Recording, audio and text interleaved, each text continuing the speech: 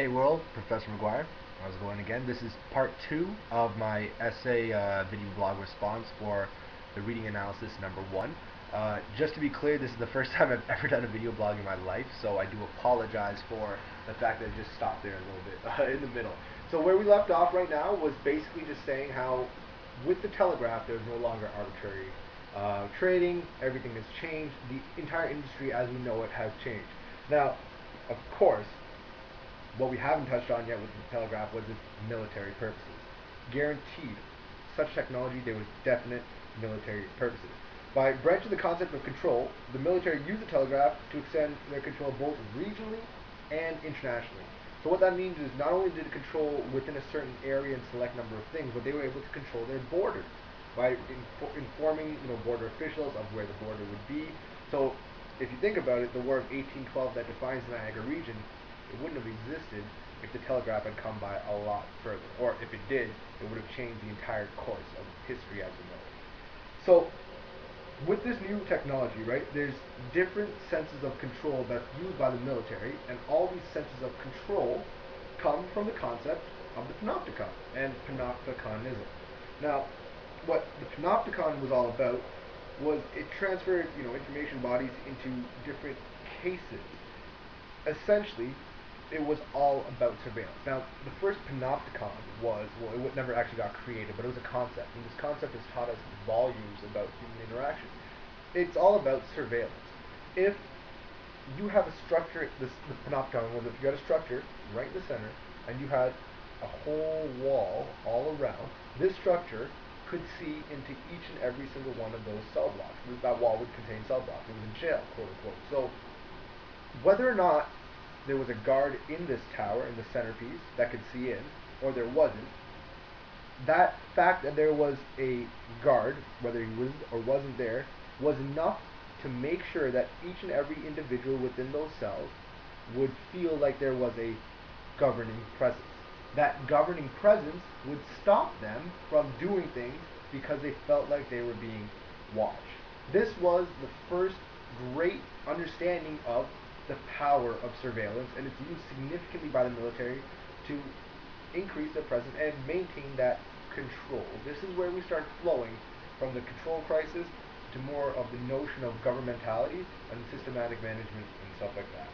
So with surveillance, there's physical surveillance, whether it be people, geography, there's surveillance in centralized regions, of course there's governmental surveillance and all that. But as technology has changed, and as, let's say, the rise of the internet, for example, there's now data surveillance, right?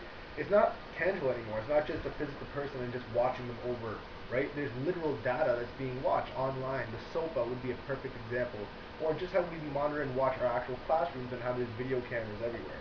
Heck, even this tablet would be a form of surveillance because I can watch at the same time as I'm watching myself on here and survey what we're doing. So there's continuous surveillance. Now, all of this essentially created what was called the systematic management. Systematic management. Now, this is a quote from Yates, and I'm going to read a quote from Benninger as well. Yates said, "The depersonalization characteristic of the systematic management was supplemented and tempered by human resources and personnel movement beginning around World War I and building up to 1950. So this is how it's evolved by the end era of the industrial revolution and how we changed now towards an information society, how things have slightly changed up until 1950. This managerial ideology involved yet more gathering and analyzing information, which was further encouraged in the first half of the 20th century by increased regulation concerning organizational employees." What that means is basically your stereotypical company. You got a manager, you got employees, each one has different levels and powers of command, but each one, responds to another authoritative figure. So, for example, myself, I work in a marketing firm. I'm the team lead of 160 employees that report to me. But they don't report to me directly, they would report to their team lead. And their team lead would contact their manager, and their manager would contact me, and at the end result, I will deal with any issues. So the chances of me interacting with any one of my 160 actual workers, like foot workers, is not likely because of bureaucracy, because of the systematic management. The chain of command is there so that we are empowered, but only to a certain extent towards our powers. I'm not the governing body. I don't have the full choice either. At the end of the day, I report to my boss, my CEO, my VPs, so that they can tell me what's actually going on. Now, Benninger also has an interesting quote. Because both the activities of information processing and communication are inseparable components of control functions, a society's ability to maintain control at all levels of interpersonal and international relations will be directly proportional to the development of information technologies. So in point, as we become a more global economy, the rise of the internet was guaranteed and had to happen because as we became more interdeveloped within different business across seas, such as Toyota, right, in Japan, how they trade over here, right? That's just a simple example of how we need to be integrated. So as we change and as we develop, we need to create these technologies so that they are on par and maintain that. As technologies continuously become to increase, such as viral videos and stuff like that, now we have handheld devices where we can, post these viral videos. We're talking 10 years ago, color cell phones were still on the breaking of things. Right? I significantly remember when my dad's cell phone was a brick. Nowadays, they're incredibly thin. They're so versatile. You have videos. You have live TV now that you can see all over the place. So it's crazy how technology's changed, but these control factors are always there because they need to control it in some way, shape, or form. TV is now available on my phone. Can I go ahead and watch any show I want? No, because there's legal requirements and filters, such as downloading filters, content filters, all that kind of stuff that restrict you from seeing what you want to see when you want to see it. So although we're empowered to a certain extent on what the bureaucracy and the systematic management allows us. This is governmentality within a nutshell. So basically, these two statements describe what Foucault was talking about, governmentality. Governmentality is essentially where the government goes from the administration of men, the government of men to the administration of things. So now, no longer this face-to-face like we were saying, right? This was the solution to the control crisis. By establishing hierarchy and these rules and regulations and certain chains of command, they were able to control the entire population by literally puppeteering. You have the one hand that controls the puppet up top. You have all the strings of the population that move based on what the puppeteer wants them to do. If they want to dance, if we want to dance, if we want to succeed, we have to play to the puppeteer. It also kind of goes off of this, we just steer for a quick second towards Marxism, that sense of false consciousness. We feel empowered as people, but really, our strings are still stuck towards the bigger upper dominated power, so as a society, we are still limited. This governmentality controls us to a larger extent than what we realize because we've just adopted and naturalized it in hegemonic practices. Foucault essentially argues that no one can really enforce their power on you. It's instead in select relationships, and it's because it's not a tangible thing. So when we were saying earlier, the hierarchy with, for example, a student versus a teacher, it's not enforced, but it's a social practice. It's known, it's understood, so it doesn't make sense to go against these norms. Right? These power relations are exactly what our predominant, our core industries are all about. For example, schools, prisons, factories, hospitals, they all reside on these power relations.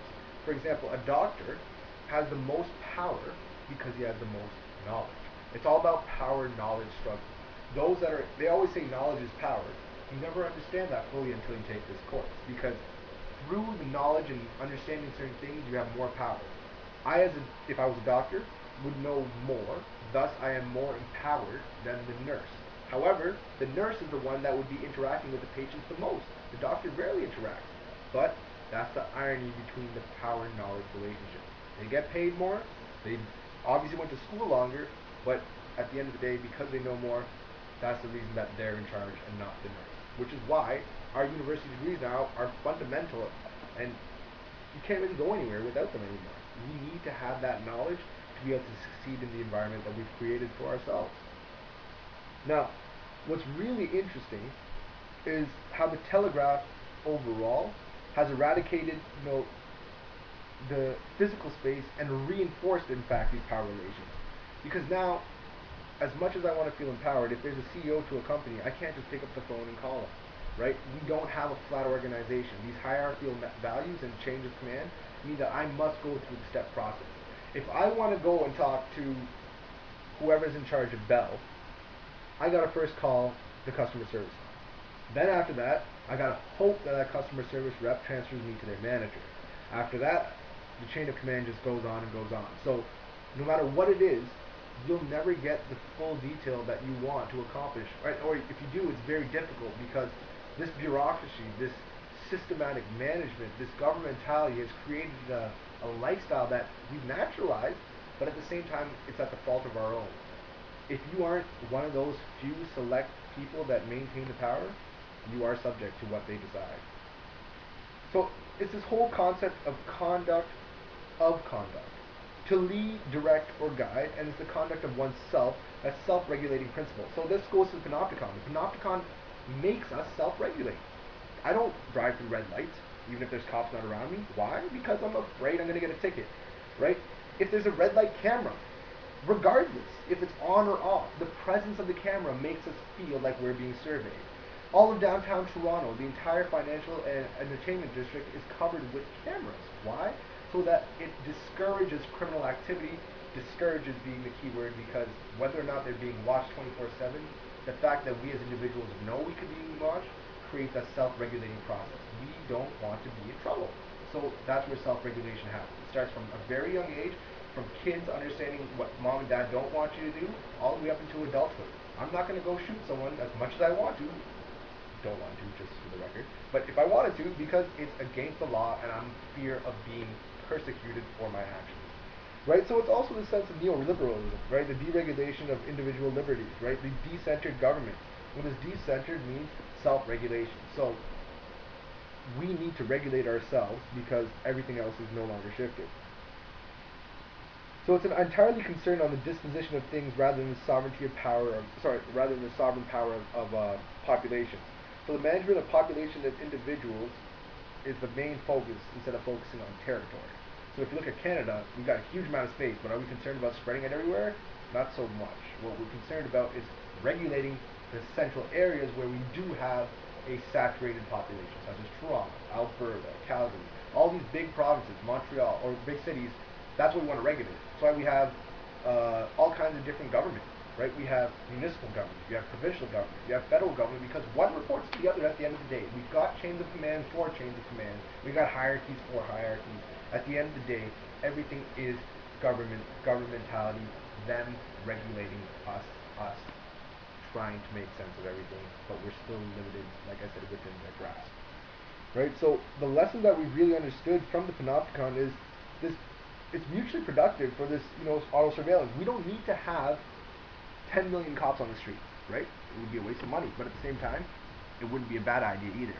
We need to create these opportunities and avenues so that we can empower ourselves more, create flatter organization as a whole, as a national organization, as in the country. We need to be more flat. We need to be able to empower our voices. We need to be able to hear each other. But we can't.